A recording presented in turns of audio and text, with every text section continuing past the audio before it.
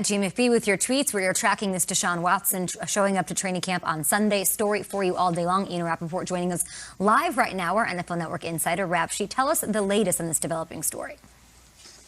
Yeah, a new development in the situation surrounding Texans quarterback Deshaun Watson. According to colleague Tom Pelissero and myself, the Texans are now willing to listen to trade offers for Deshaun Watson. And this has been very quietly going on for some time, but it is now, I would say, a little more out in the open. And the fact that the Houston Texans and Deshaun Watson did have a meeting yesterday, he was, as Pelissero notes, very respectful but clear that he does want to be traded and has no plans to play in Houston. The team is now willing to at least receive and return phone calls to discuss a potential mega deal involving Watson. So, guys, what would it take? It would take 3 first-round picks and more, which, of course, you're talking about a star quarterback in the NFL.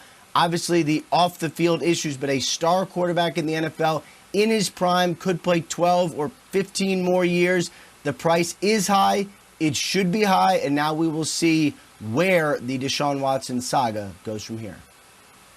It's interesting considering the legal situation looming over his head. We appreciate the insights from you, Ian Rapoport, and we appreciate you being with us live here on Good Morning Football. Deshaun Watson, the best player on the team, one of the best quarterbacks in the league when healthy and out there. James, is there a market for, as Ian is saying, for Deshaun Watson's services? He is a very great player, but there's a lot going on. I should add, Tom P. also tweeted that Watson reported to camp Sunday, and he said, quote, his demeanor was respectful, but reiterated that he doesn't want to be in Houston.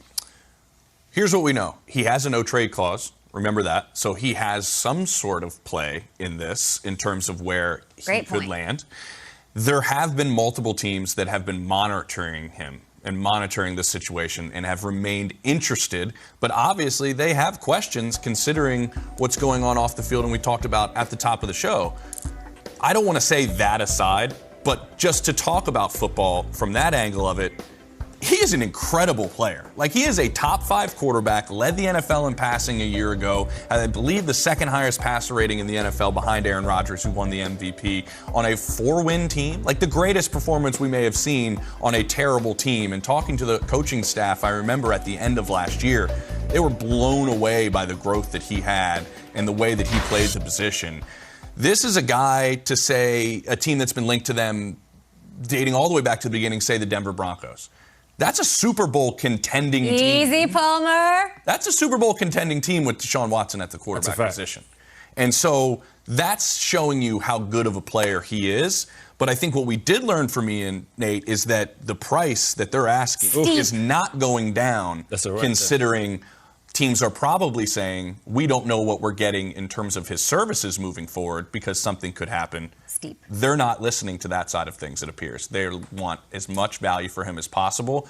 And in the kind of turnover they're having there, they need it. No doubt about it. You know, we have to unpack this in a way that's respectful. This is a delicate situation. And what I've learned doing this show for 5 years, we can have a conversation, and because we talked about something earlier in the show, somebody could listen to this segment right now and say, well, you're not addressing both sides of it. So let me say, these allegations, they are serious, just like we're saying here on the show. But we also don't know the facts. And you mentioned earlier that they have not found anything yet. So I will not call a man guilty unless it is proven, but I will take the allegation serious. Now that I have that out the way, as we stand right now, he is at camp, and they're asking for 3 first-round picks for Deshaun. Plus huge risk, Nate. It's a huge risk, but if you have watched Deshaun Watson in clutch moments on the field, he is as good as anybody in the moments that matters when the ball is in his hand. He was working with close to nothing, and I rarely say that because as a football player, I feel like it's disrespectful to say that when you have grown men on the roster getting paid to play football. But there were times where his roster was decimated and still he was making it not just entertaining, but keeping his team in the game.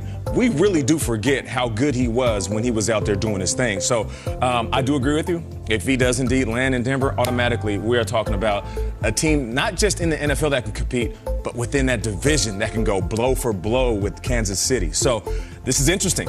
Now that the phone is open, I wonder how many teams are calling. And I got to be honest, there might be a couple of more that we don't expect that could be calling him. There's a lot of quarterbacks that are making big-time money, and maybe some of these teams are saying, I'd rather have a $100 million quarterback in Deshaun Watson than the $100 million quarterback I have now. And quickly, is it just to clarify, so we're clear on the allegation side of it? Is it like in court, held up timeline? Do we know anything about that, or is it things are unfounded? Yeah, I don't want to speak entirely on it because I'd like to read a little bit more and say it perfectly. But right now, where things stand, and the legal system, to my understanding, in civil court, and again, this is not a criminal matter, could become, but not a criminal matter. But the civil courts in Houston move very slow, and so right now, nothing is really new. So this could 4 pop months up at any time. Yeah, if there's new aspects that come about, and that's the risks that anybody who's looking to deal for Deshaun Watson obviously has to be aware of, because you have uncharted territory in front of you right now in terms of a suspension, in terms of availability, in terms of what could happen. That is all over the map because, again, like Nate said, we don't know everything yet. There hasn't been a conclusion. So that's a risk that you're giving up a lot for. You don't know how many games you could have him for, or what. Or if your organization wants this, it could be well, it could pop up, or it could be closed at any time. You know, and 100%. I think that's where teams are sitting back saying, you know, we want Deshaun Watson. But at that point, I want value when I'm giving that. That's a can the organization handle it? That's the other Can the locker room handle it too? You know, you don't want that to become a distraction. And to your point, you don't want to trade for him and give up all these assets and equity, and then new information comes to light, and now you look silly. So it's definitely remarkable when you think about who led the NFL in passing yards last year. It was Deshaun Watson. Oh, and he did it without DeAndre Hopkins, who they traded to Arizona before the season. Yeah. When you think about it like that, okay, man, this guy he's unbelievable talent.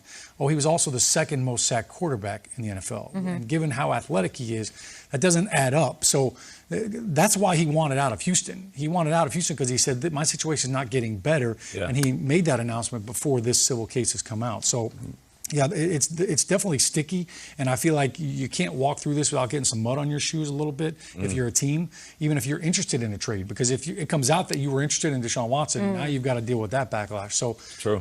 It's you got to tippy toe right now if you're teams. I don't feel like now teams are starting to talk about and call the Houston Texans. They're just publicly saying that for the first time, because there's no way you're going to wait till the first day of school to figure out your outfit, right, Nate? I mean, you had it laid out for a long time. Right. I think Nate, if you're the Houston Texans. Months. Laid out for months. Yeah, I mean, that was pre-ordered.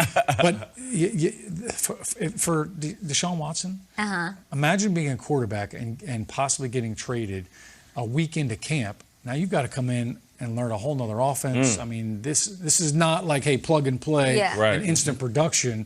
So it's definitely a long-term commitment that I think that they are still waiting for this information. In these situations, James, I always just think, who has the leverage? Like, this player comes to camp. He doesn't want to get fined. He's one of the best in the top 5, as you said, led the league in passing, all of that. He does not want to be there. That's huge. That needs to be underlined. Allegations, all of that messiness, that cloud of legal stuff over his head aside. If you're the Houston Texans, yes, like, it's one of the best players. Why would you want to part ways with him? It would be unprecedented, all of that. But at the same time, how competitive are you going to be this year with that locker room, with that roster, with Deshaun Watson? Are you in a full rebuild mode? Is it not potentially best to move on and move forward and build this thing and get what you can in return? And I just think if other teams know that that's true about the Texans, all those facts that I just said, who has the leverage? If you're in any sort of rebuild, I think having Deshaun Watson is the cornerstone of what you want to be building around. And that's what they thought they were going to be doing when things ended at the end of the season. I think we have to go all the way back to there to remember how things went down. I remember talking to people on that staff at the end of the season. He was all in at the end of the season. He was, let's build a new foundation to this program. Let's build a new foundation in this building. He was in love with what he thought was coming. Obviously, that changed dramatically with some of the things that happened within the building. And then he changed and didn't want to be there anymore. I don't know, Nate, if we've ever seen, and again, this is all pre-allegations, seen a player get so much support for wanting out of a situation before. When you have the greatest player in the history of the franchise, in Andre Johnson, who, remember, was part of the search committee for a new general manager and was on that group that was going to go out there and look for the new leadership of this group. And then come out and say, Deshaun, you need to go find another place to play. when the greatest player in the history of the program. And I know and Andre players never talks. And Dre never talks. I cover that team as a beat reporter. Dre never talks. Hey man, how you doing? He never talks. Like Dre never talks. He's the best. So when he went out and said that, and there were guys in that locker room that are teammates that said, Deshaun, I want you to play for someone else. He had leverage early.